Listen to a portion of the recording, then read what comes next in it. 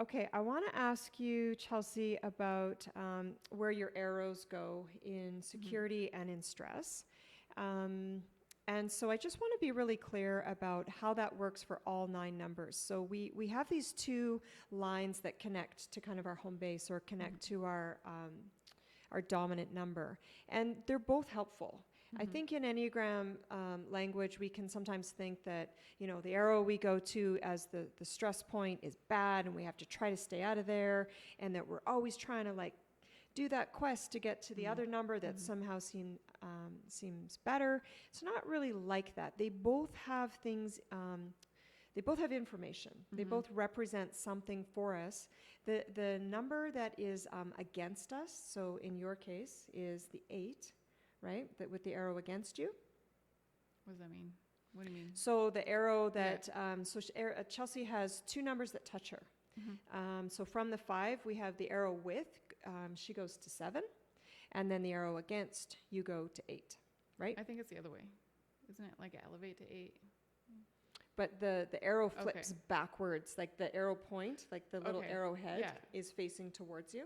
Yeah. And then the number with you is going to 7. I know it's so confusing. It is confusing, and I'm glad you said that because honestly, even in my course that I took at the beginning of the year, I'm just like, really, stress security. Sometimes the arrow that we go to in security, and the reason why it's called security is because it requires a situation or an environment where we feel safe, where we feel seen, all those things you said. Someone sees me, someone maybe even understands me and supports me.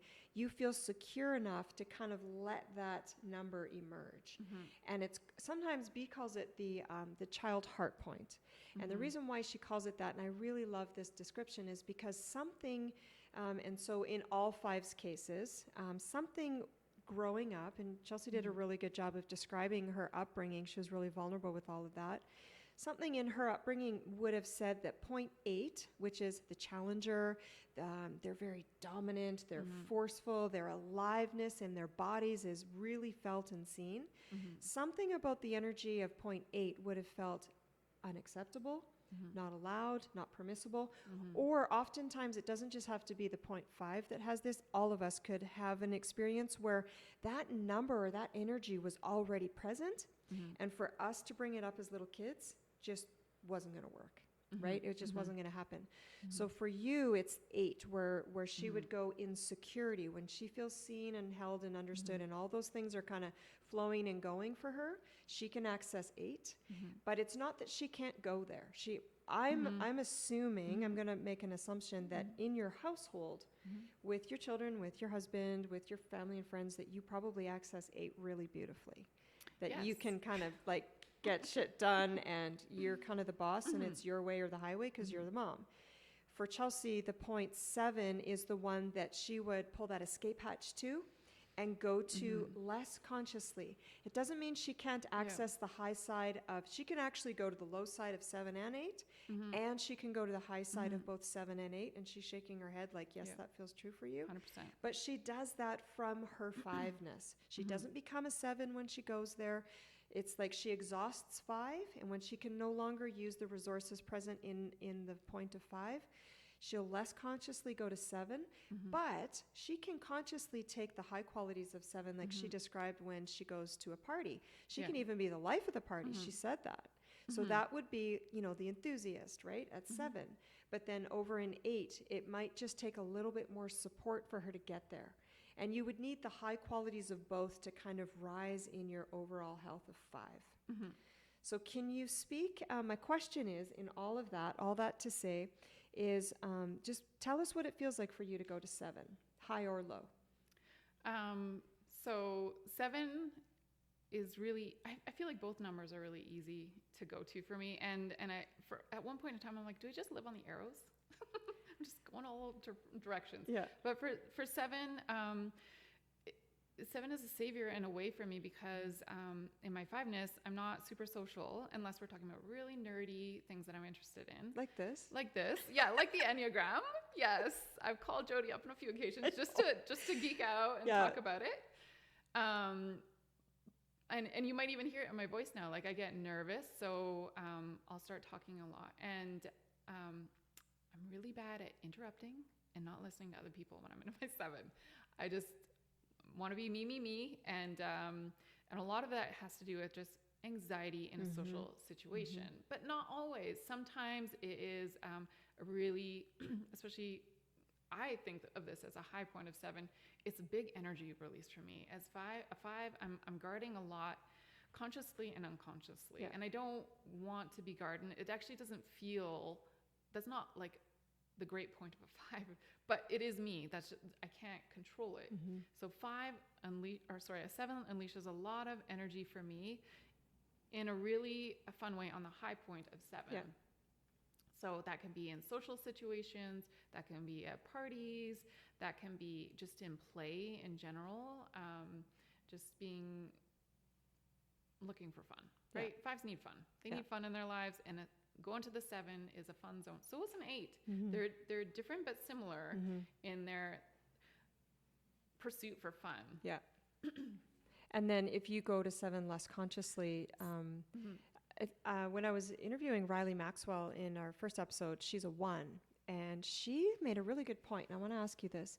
She said when she goes to her numbers of security and stress that she doesn't know she's been there until after she's been there, and she has time to kind of reflect and process that. Do you know when you're in 7? I would say most of the time I do, okay. but it's only because I've spent a lot of time in the Enneagram and digested it. Like I just eat this stuff up. I just love knowing about myself, and it helps to, because 5 to a 7 to an 8, those are like 3 extreme different numbers. Like they're so different from each other. So I look like Dr. Jekyll and Hyde sometimes. Like it's like a massive personality transformation. What was my point again? Oh, do I see it? Like when you go down to 7, do you know when you're down there? So the especially disintegrated part of 7, I just realized this like recently within a couple months, that the neediness of a 7, the pain aspects, because my sister is a 7. I'm pretty sure she's a 7. It's funny. That's where the 5 really flips, because my 5-ness, I don't want to share my pain with anyone. It doesn't matter how close you are. You could be related to me. It's challenging for me to share the extremely painful parts, not just a little pain, no problem. Moving into a 7, I realized I actually can be really needy and clingy, but it's only with one person. It's like my person, right? And that can be overwhelming, especially when you know me for this other side, this right? more controlled. Yeah, it can be too much. Yeah. Way too much. And I didn't really know about it until I reflected on it more, right? As a 5, I mull over things, and I don't mull over it necessarily it's not self-flogging or anything. It's like learning, like how can I do it better next time, or where did I fail? It's perfectionism, really. It's perfectionism, but also like a self-reflection to grow from. It's not about punishment. It's like, oh, I did that then. Oh, I can see that now. I can do better in the future. Because I don't want to cause people pain. I mean, we all do at some point or another, but that's not... Yeah, if we're in relationships, there's always going to be pain, right? But it's not something I want to do, especially if I know I'm doing it, right? Yeah. And then moving to the point of 8, one thing that I've heard about 5s is that, and I have to admit that when I first started studying the Enneagram, 5 was the number that I had the most challenge describing, just in its traits and features and whatnot. And I think it's because I don't know very many 5s, or if I do know them, they haven't identified. They're probably just like, it's the Enneagram lady, I'm out of here. She's going to ask me to do something. So I had a hard time understanding just the movements of 5, because I think you're so right in that it does look a little bit Jekyll and Hyde, and maybe all the 9 numbers, that's probably true. But I've heard before that 5s, because they're so in the brain and they're so mentally focused, that they can kind of forget the body. And one of the really beautiful things about 5 moving to 8 is 8s are very alive in the body. Mm-hmm. You know, if you know when you're around an 8 in the way that they just move through life, they take up, like, they move more molecules, like when they're in a room or near you, or with their voice, with their breathing even, and just their being. And so 5s, because they've spent a lot of time in the head, may have kind of thought that the body was useless. I've heard Russ Hudson say that the only purpose of having a body is just to support the head. The rest is useless, right? And so I know a lot of work for 5s is to actually physically get into the body, whether it's a thing like yoga, running, so that they can feel their actual muscles and the physicality of being in a body, because 5s can often just bypass that. So do you experience 8 in just feeling alive and big, and how does that look for you? That's a lot of questions in one. She said that to me a few times. I'm really good with like one or two, but so like what's 6. it like with 8 for you? So I want to come back to a different part that you said in one of your questioning, about 5 in the body. So I have a bit of a different experience with that, but I think it's because of a way 5s handle things. So we're always evaluating how much energy we have. It's like getting a daily allowance. You have 1 allowance a day. You have to spend it all, and you actually need it all, and you have to spend it appropriately. But you're a little bit of a glutton.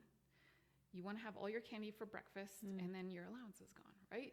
So you got to like parcel that energy throughout the day.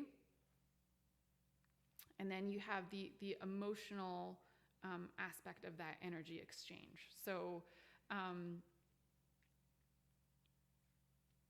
I only have so much I can give emotionally and receive emotionally.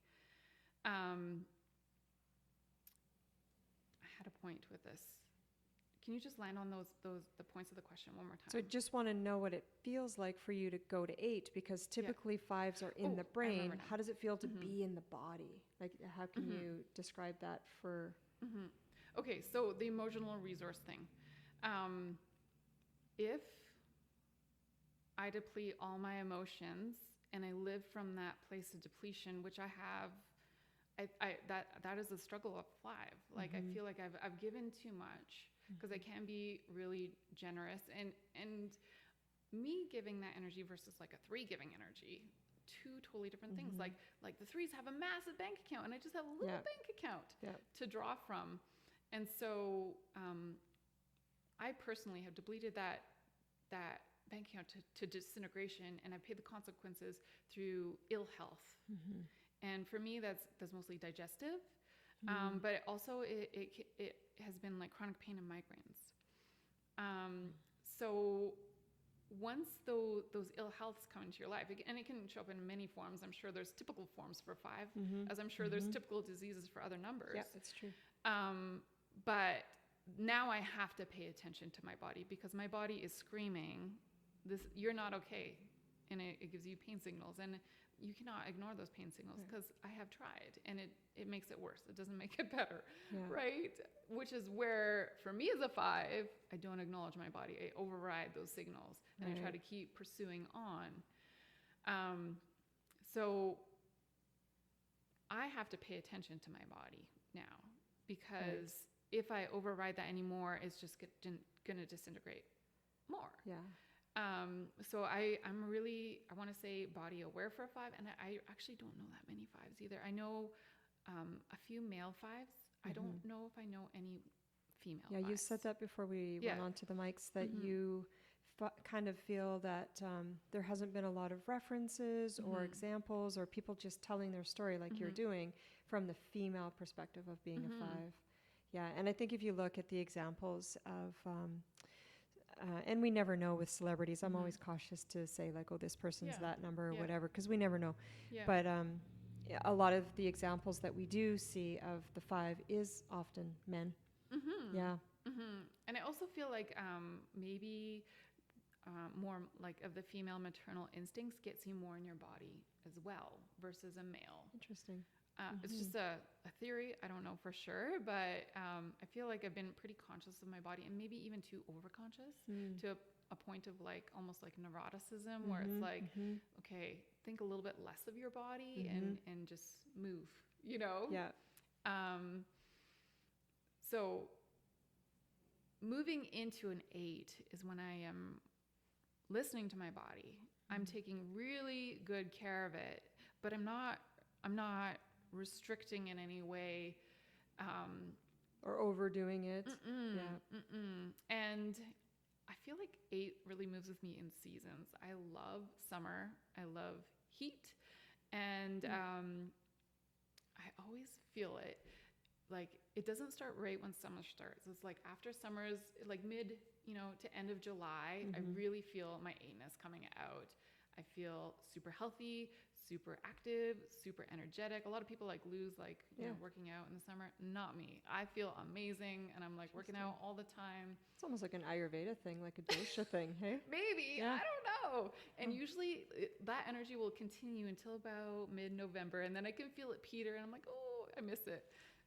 Just that robustness for life and experience, and just wanting to, take it all in, hey? Take it all in, and be super outdoors, do all of the things, versus, being at home, cozying up to a book and being inside, right? Which is my winter self and my typical self, I would say. This wasn't a asked question, Chelsey, so we're going off script here, but I feel like you can handle it. What do you love about being a 5? I feel like I'm very thoughtful, but not like thoughtful in a way like, oh, I'm thinking of you and giving you things. More like I think outside of the box, and I like to look at something that might be really boring to someone else and find like the really cool thing about that thing and almost bring a little bit of magic to it. I think 5s want to understand not just themselves, they want to understand everyone. And I think this is more of a female perspective as well, because I think male 5s can be more intellectual and more about things.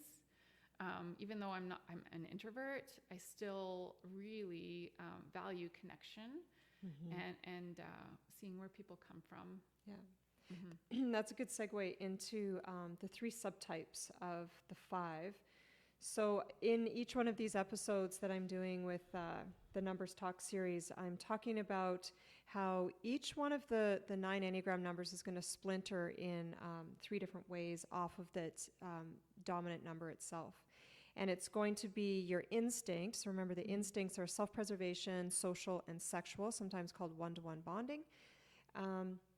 So you'll have one of those that's kind of in the lead position for you in your sequence, one that's in the middle, and then one that is kind of less available or even in the background and repressed. So we have 3 instincts, and then we blend the instinct with the dominant number. So in Chelsey's case, that's the 5, and then that will give us our subtype, which then starts to reveal, it's almost like we get a closer, more zoomed in picture of what it's like to be her specifically. So I'm just going to go over the 3 different subtypes that splinter off from the number 5, and I'm reading from B's work again. So the self-preservation 5, the title or the name that B gives this subtype is called Castle. And this one is, I actually personally think that each one of the, so in this case, this is the one that looks the most stereotypically 5. And I think what happens is we kind of can take these stereotypical features of one of these 3 subtypes and then just call it a 5 or call it a 6 or call it a 4. And then that's where we can get confused because there's actually 3 separate ones. They have similar features. They have the same motivator, but they can be very, very different at the same time. So this one, the self-preservation one, the castle one, I think is the one that looks the most like the obvious 5. It's the least communicative. They don't like surprises. They don't like to be shocked. They like clearly defined boundaries. They build really thick walls, like a castle wall, to protect themselves from the outside world so they can be safe within. They're the most isolated and the most introverted of the 3 different 5s. And they hide behind boundaries so that they can control not just others, but more themselves to what's perceived as threats coming in. The social 5 is called totem. That's the name of their subtype. They are more social. They're attracted to systems. Belongs to a certain type of a group. So it might be, I don't know, they're really interested in watching birds and they know all about bird watching, and they get together with other people that know all about birds and like bird watching. And so they have this group that feels safe for them to belong to, but it's something that's shared, a similar interest that's shared. Often they have scientific formulas or esoteric paradigms that they share with other people. They get together in groups to discuss sort of these high-level concepts. Share same interests. They do not like small talk. Chelsey mentioned that. And I actually have a theory that nobody likes small talk, but I think some of us dislike it more than others. Yeah. And this subtype has a need to be recognized. They kind of want to have their degrees and their accomplishments sort of come before them, so that they're seen as a professor or seen as, you know, an expert in some sort of a field. And then the third and final one is the sexual or one-to-one, and this one is called confidence or trust. And I wrote more on this one because this is you, right, Chelsey? So looks for confidants. There's a few chosen people that they'll trust in their lives. And the way that they seek out this one-to-one bonding is through the exchange of confidentiality. It's kind of like they have, you and I kind of have this secrecy with each other that the outside world doesn't share with us. They value others who respect their boundaries, and they are very good at respecting the boundaries of others. They trust only a few. They like intense, brief, meaningful, personal encounters. They may experience their parents as strangers. They may refer to them even as my parents and not, you know, anything deeper or more felt than that. And their feelings feel most clear when they're alone. And I think you actually already expressed that, which is awesome. So anything to add to specifically the sexual 5, the confidence/trust one? Does that hit it for you? That hits it for sure. And, you know, when I was first learning about the subtypes, I did a test, and I was like, even for all of them. So I sat with it for a long time before I kind of really figured out who I was. And the deciding feature was the like really close one-on-one bonds. Yeah. So I don't trust a lot of people, and it's not because I don't want to. I do. It's more like, if I won't trust you until you prove you're trustworthy, right? Because there's been many untrustworthy people in my life, specifically my family. These relationships that I have, I don't like the name sexual. I feel like, and I think it depends on the circle. Right? But it's the energy of... It is the energy, for sure. Yeah, and even of going after something. Even like that best friend relationship, in the way that you share freely and openly and vulnerably, whatever, unfiltered. Yeah. But what I really notice about this is...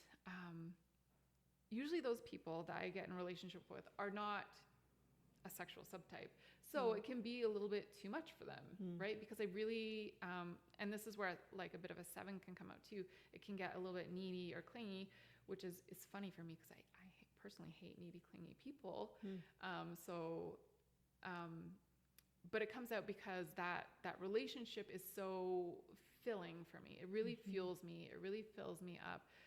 Especially because that was like the core wound that I had as a child, right? Yeah. And the safety. And one thing that if you're curious about your subtype, and this doesn't always work every time, but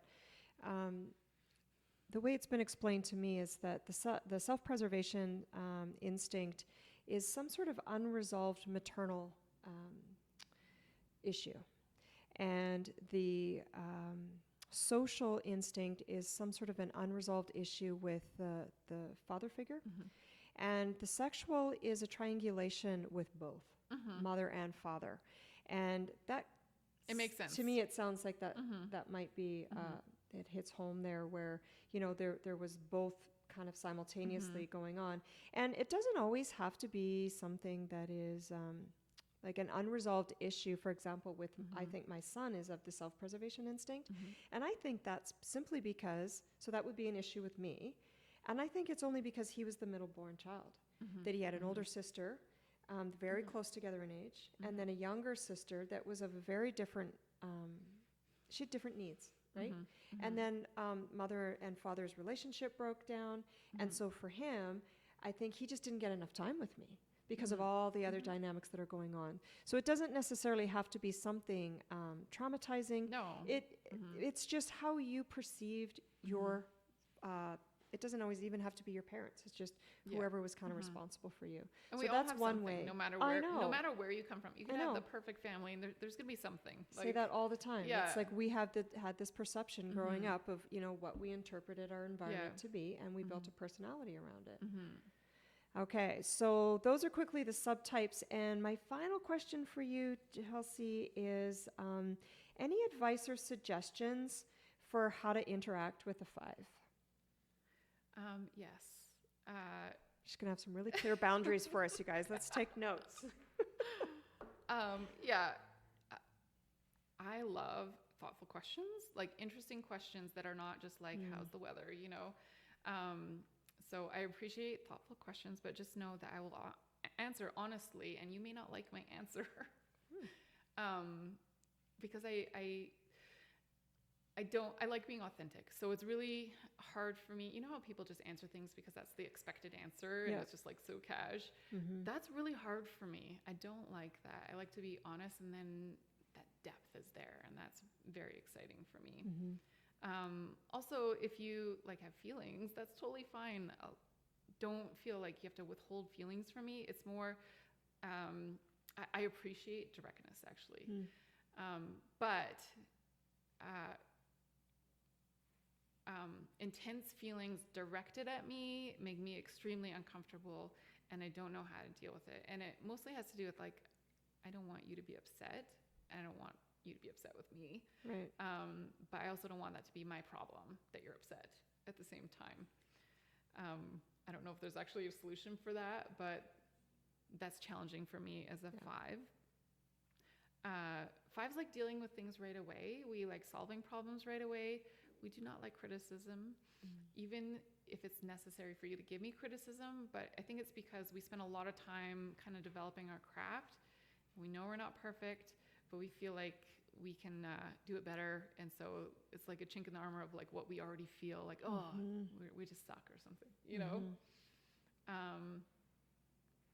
And 5s like independence. I like to come and go as I please. I have a lot of different kinds of friends that I all like to keep them separate, because I think if they're all together, they wouldn't like each other because they're so different. But for me, I love that. I love the eclectic nature of each of my friends. And that's interesting. You see this on Enneagram type tests a lot. You see this question, and I have often wondered who the question was like, who was kind of directed at. I have a lot of friends, and none of them know each other. Is that a 5 thing? It is 100% a 5 thing. Yeah. I always wondered, like, who are they trying to, like, where's this test going with that question? Now I know. Okay, so that's a 5 thing. I have a lot of friends, but none of them know each other. And I think that's because there's a lot of things I like to express, but I like to express it in a box, right? So that friend is for that box, and not all the boxes go together. Interesting. And you might have touched on it earlier, but just to end our time together, is there anything at all that you feel is misunderstood about the 5 that you just want to get out there? A lot of people think 5s don't care. We care a lot, but that doesn't mean that we're always going to be engaged, meaning like present in physical form. Sometimes the 5's called the observer. Yeah. Sometimes they get that name. So especially for the feeling types, the 2, 3s, and 4s, feeling types really, especially 2s. I don't really like a lot of 2s, if I'm going to be honest. But it's more because they're terrible with boundaries. They're terrible with boundaries. If they're not conscious, and they can be. Most of the time I have my feelings under wraps. But a 2 is very perceptive, and they'll see it, and they'll pull it out. And that's like putting my dirty laundry out for everyone to see. Extremely embarrassing. And it's something that I prefer to be tucked away, neat and tidy in a drawer. And twos just love that because they're like, oh, I'm helping you. But really, they're not. They're just making a mess of everything. And publicly, and they don't see it and they don't understand. It's very, their gaze is very invasive. But so watch out too. For but I think they mean it in good, but I don't see as good. And they don't see the 5 perspective because our boundaries are so thick. They don't understand how and why and what for, right? And it's just an interesting way to know how, one number's kind of blessing can actually be sort of the worst nightmare for another. And I think that's why when we learn the Enneagram, we can interface and interact with each other in a way where I don't think you have to know everybody's number. That's not what the Enneagram is about. But it might be kind of observing and watching some body language in somebody, how they are even speaking or not speaking, so that you can make a quick few kind of observations of how I might interact with this person. And I truly think the more that we have this information, the better off we're going to be, and the more beautifully we can just kind of serve people and those around us. So I think that's really important to know that, just the more we get into this tool and utilize it not just for ourselves but outwardly, it can save a lot of things. It can save a lot of conflict and trouble. Totally. Because you don't have to know someone's number to be observant of some traits in others. And it makes you appreciate them more. It actually gives you more love for other people. More compassion, and that's what it's all about. Yeah. So thank you, Chelsey, for doing this. Honestly, I probably would have had a big hole in my little series here if it wasn't for you. Thanks. So I am very grateful that you were willing to come on and be super vulnerable and just share all of that. So thank you. Namaste. You're welcome. Thank you. See you guys.